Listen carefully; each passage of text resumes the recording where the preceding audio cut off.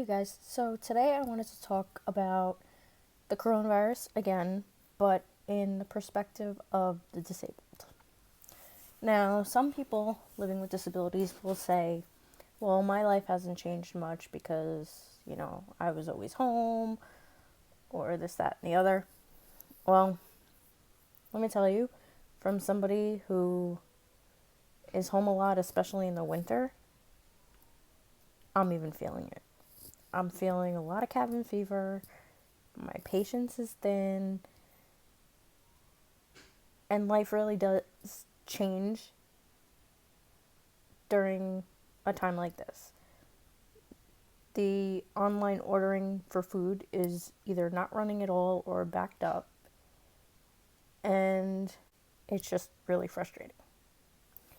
One of the things that came to me yesterday is, as somebody living with a disability, one of the things that I've never liked is being told that I can't do something. Now I get it. This is something completely out of my control. Nobody's telling me that I am unable to perform a certain task. But you don't understand. It's just something, I guess, ingrained, and people with disabilities will understand this. It's just ingrained in us that as soon as we hear you can't, we want to do it and prove you wrong. Now, again, I'm not saying that we're going to go out and cough on somebody or let somebody cough on us or shake somebody's hand or give a stranger a hug or something completely against the quote unquote rules right now. But as people with disabilities, we like to prove people wrong, and that's especially true when we're told we can't do something. So it makes us feel, I don't want to say held back, because I don't let anything hold me back, but it feels like not only does the nation feel like a bunch of children being told to sit and stay and behave right now, it just feels like another time we're being told we can't. And I don't like that. It's just making me want this to end that much sooner. And I get it. I'm from New York. If this doesn't end in one fell swoop, we will probably be on the back end, one of the last to open. But I'm also an empath, so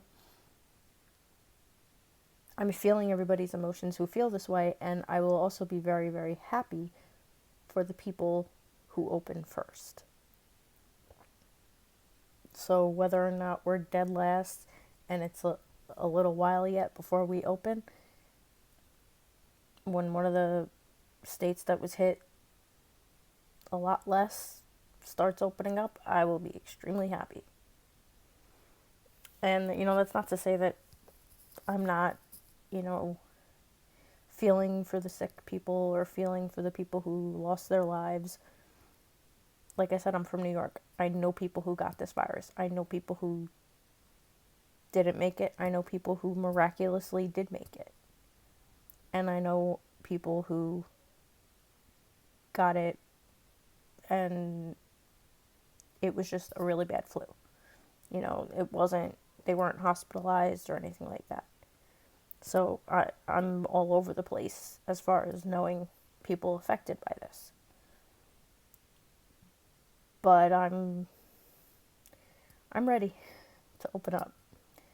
I touched on this a little bit in the last video, but very vague. I wanted to give you guys a couple of specific things that I've been doing to keep myself half sane through all of this. The first is meditation. I do guided meditations. I do chakra clearing meditations. If you've followed me for any amount of time, you know that I've always been passionate about this. I have a healing book on my bookcase and it has all about the chakras. I just got into solfeggio frequencies because a cousin of mine has a YouTube channel now, which I will link below. And she's been talking a lot about that, so I tried it and I love it, so I've been doing those. And just visualizations of the other side of this. You know, we can so easily get stuck in the here and now, and is this ever going to end? Well, I don't know if you noticed, but there was a day of meditation and prayer all around the world. I forgot the exact date that it was. I participated in one of them. And the day after that, there was, I believe it was less ICU cases after that. Yes, there was a day where we had a lot of deaths due to the coronavirus in New York. Like, I think it was a day or two after that day, but we're willing to take any good signs that we can. So, you know, as hard as it is when there's a day of a lot of death, the days where we hear that the amount of people in ICU or the amount of recoveries go up, that is going to be something that I will celebrate. So yeah, I do a lot of meditation, I do a lot of visualizations, solfeggio frequencies, and I'm still working on the yoga routine. I'm doing the yoga routine, to be honest. The yoga routine that I created, by the way. It's just not up to par for me to record right now. So I'm still tweaking it as I do it, and it will be up for you guys soon. So as hard as it is, I guess, you know, just stay strong. Don't take it personally like we can't do something right now, and I'm speaking directly to people living with disabilities.